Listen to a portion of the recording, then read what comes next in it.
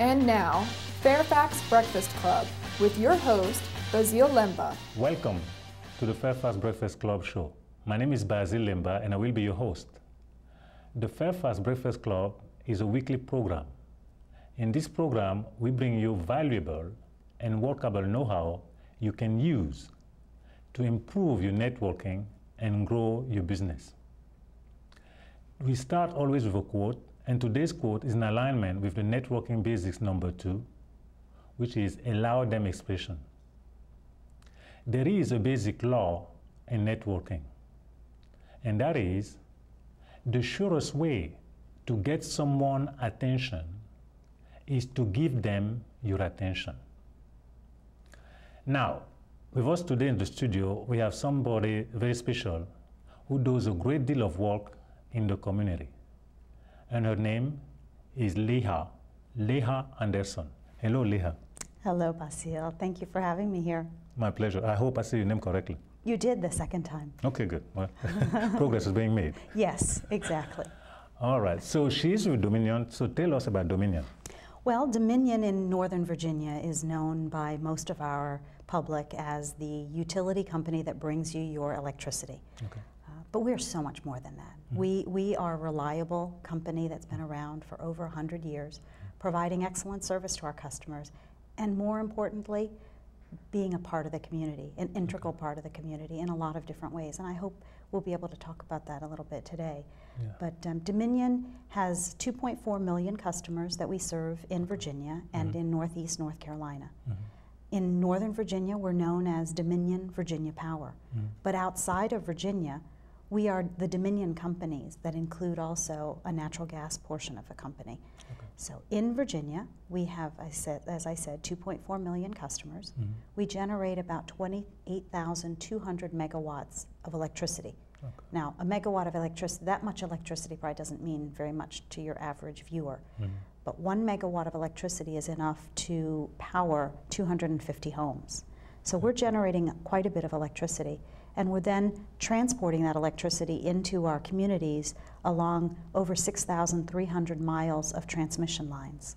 And then those transmission lines go into substations and then into the neighborhoods that feed our homes, our businesses, and our schools. So we think that we're an important part of the community because we provide a valuable commodity. But we also think we're an important part of the community because we want to show the community that we care, that we're here to support in a lot of different ways. Okay. Very good. Before we go any further, I have a question. What is your biggest challenge? What have been your biggest challenge for you as a person? For me as a person, biggest challenge for me is balancing family and work. Okay. My job is very demanding. I'm manager for media and community relations at Dominion. Okay. So I become the company's spokesperson on all sorts of issues. And particularly during storm season, my job becomes really a 24/7 job. I imagine. And balancing the expectations at work with my family needs can sometimes be difficult. I have 3 growing daughters, and they love attention. I love to give them attention, but sometimes that's hard to do when they want it all the time. And they're very active in the community too. They do volunteer work, they do sports, they are involved in all kinds of activities, and they want their mom right there alongside them. So sometimes it's hard to balance being with them, but also the demands of work. Okay. But I think I've managed. Good. Congratulations. Thank you. Yes. My next question to you is, what is your biggest success? What would you consider your biggest success? I would say my biggest success, aside from raising 3 children that I think are wonderful individuals, it's getting very involved in the community and getting to know the people that make this community work, and then being a part of the programs, a part of the initiatives, and a part of the planning and you know the behind the scenes work that makes so many of our programs in this community possible. So I feel very proud of that, and I know I'm not alone in doing that because we are a very tight community. We have lots of people who care and who are willing to put in the effort and the time to make this a strong community, an educational community, a community where we want to live and work and grow and maybe even retire. Okay. Yeah. That's could be retired. That's part of it. Yes. Yes. Eventually, we all want to retire, right? Yes, absolutely. Now, I know you have several programs, restoration and otherwise, that you have in Dominion. Why don't you talk to us about those?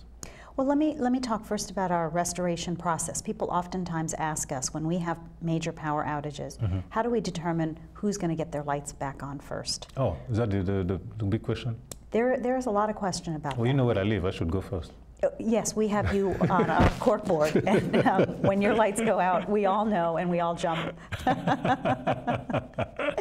Actually, I wish we had that kind of service that we could provide all the time to everybody, but with 2.4 million customers, not always possible.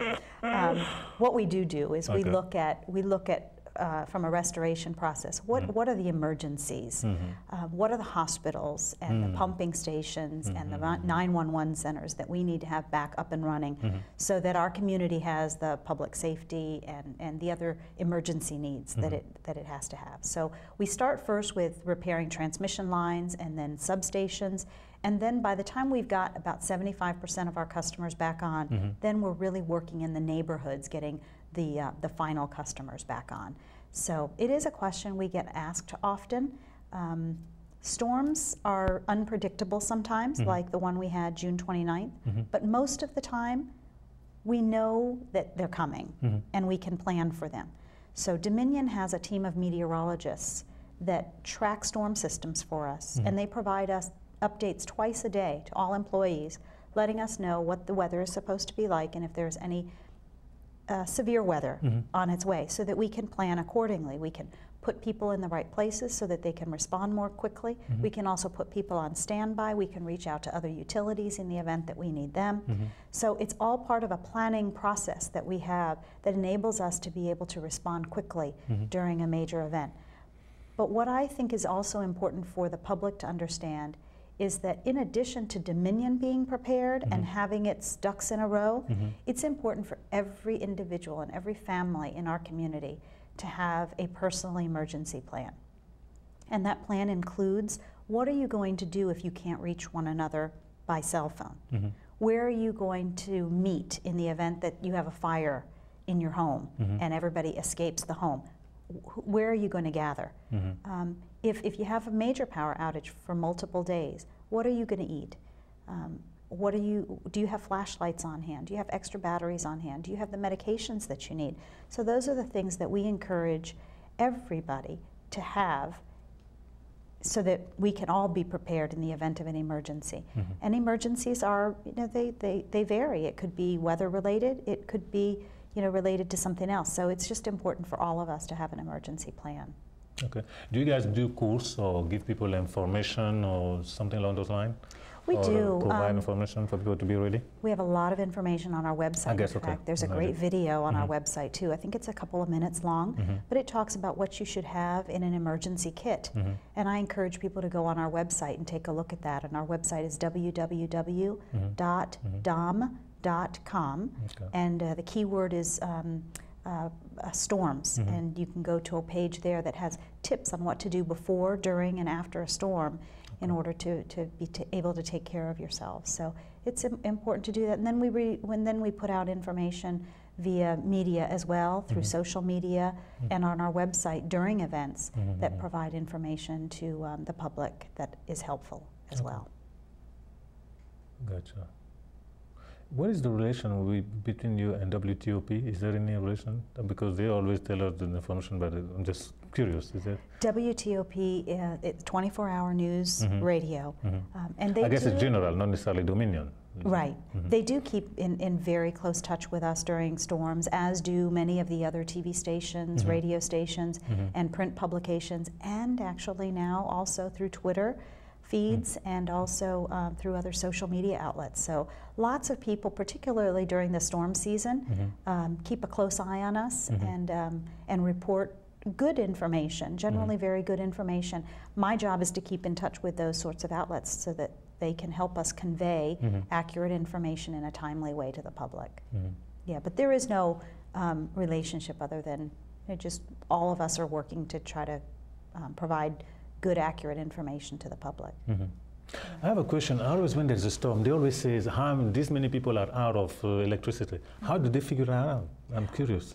Well, we have a computer system that tells us, based on each circuit, how many customers are served off that circuit. And then that allows us to know when the power is out at one circuit, based on the data in our system, we know that that circuit serves however many customers. So, yeah, it's a very advanced program that we use, and actually one that Dominion created internally, and we find that it works very well for us. It provides us with good, accurate information. But there are times, I will mention, there are times where that information is helpful only to a certain degree. If there's a circuit out and we restore power to that circuit, and what we are not aware of is that there's a tap line off of that circuit that runs behind a string of homes, and there's a tree down across one of those lines behind someone's home, we may not see it.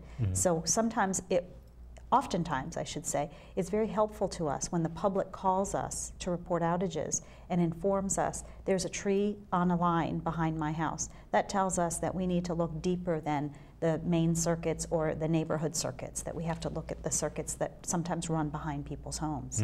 So in a restoration effort, I always say it's teamwork. It involves Dominion doing what we need to do safely to get the lights back on quickly, but it also involves the community providing us with good, accurate information in a timely manner. Gotcha. Yeah. Okay. Very, very interesting. All right, so now you mentioned to me that you guys are in 13 states? We are. We are in 13 states, but we provide electricity in in Virginia and Northeast North Carolina. In the other states, we are either generating electricity or we are transmitting natural gas. So that's really the main functions of the Dominion companies in all 13 states. Okay. And now people do not know about all the work that you do, for example, on a volunteer basis. Can you tell us about the work you do along those lines? You know, I'm so excited about the things that Dominion does for the community. We have a very strong volunteer base. In fact, earlier this morning, we were over at the Kelly Leadership Center in Prince William County, and we were doing a program with the Assistance League of Northern Virginia called the Weekend Food for Kids program.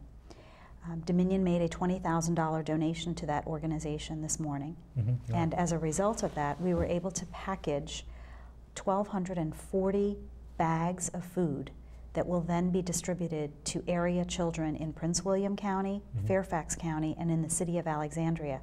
And these are children who oftentimes go home hungry, and on the weekends, they don't have the means to be able to provide nourishment for the families, don't have the means to provide the nourishment for the children. Not because the parents are negligent or because they don't want to take care of their children, but they just don't have the means. And oftentimes we don't think that in Northern Virginia there is that sort of poverty.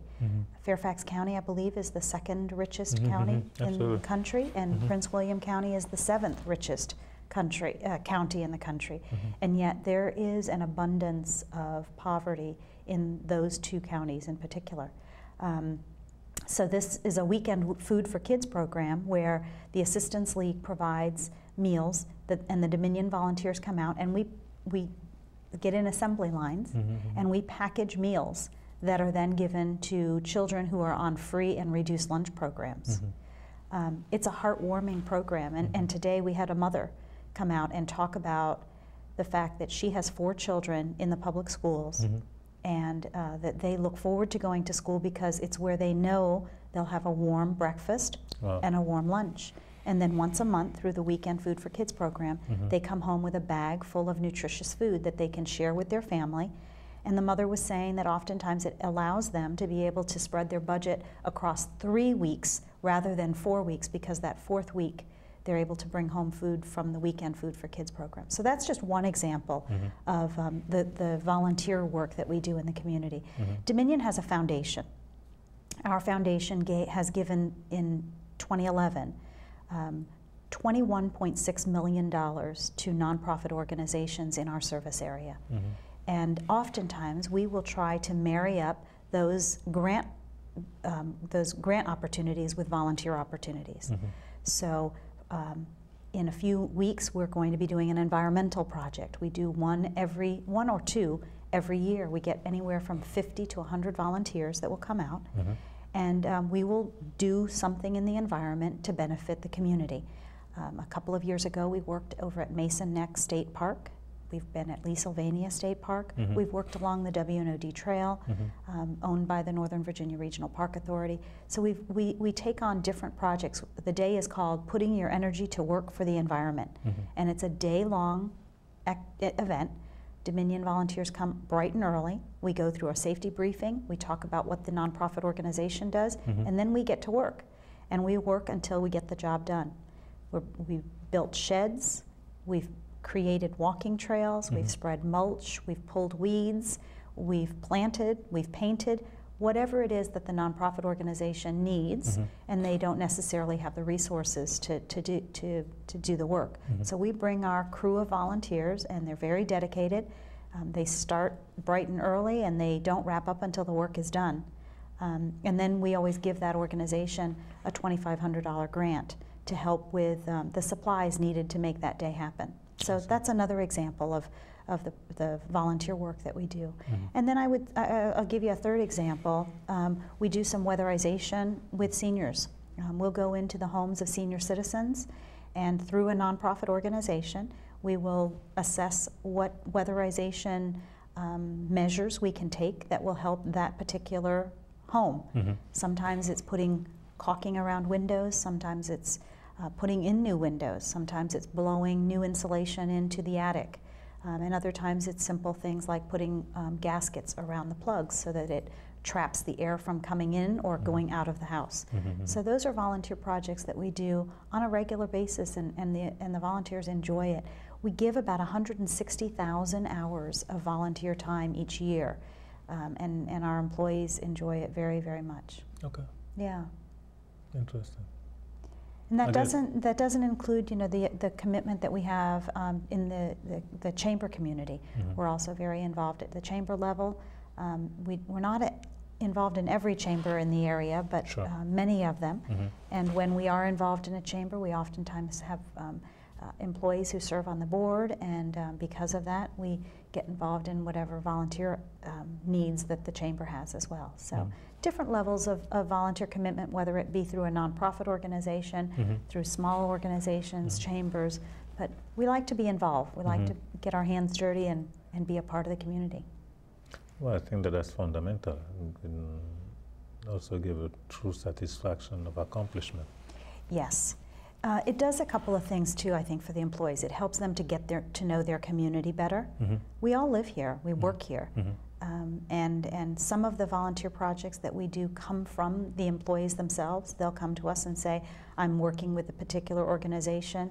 Maybe it's an organization because of a family issue that they're dealing with, or maybe it's an organization that just, you know, means something to them because it's you know, a favorite charity. But I think it's great when the employees get involved. It helps them to get to know their community and allows them to be able to show pride in where they work, because their corporation can be integrally involved in some of the ways that you know, we have to come together as a community. So I think it's great. It's great. And Dominion is not the only company doing it. There are a lot of great companies out there doing it. I mean, Verizon is doing that also? Sure. Lots of other companies doing it. You take a look at, you know, almost any event that happens in the region. You look at the list of sponsors, and they're plentiful. So we're very fortunate in this region, I think, to have the support of many businesses. But how do those businesses come to engage with nonprofit organizations? It's through networking.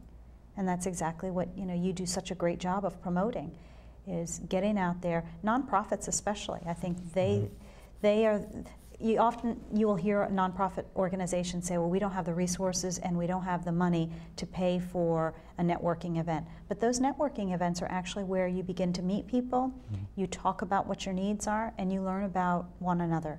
And it's really through those associations oftentimes that some of these volunteer projects and certainly some of the donations and grants come about.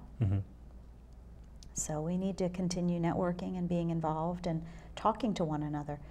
The Weekend Food for Kids program that Dominion is involved in is a great example of that. One of our employees read about the need for volunteers through patch.com.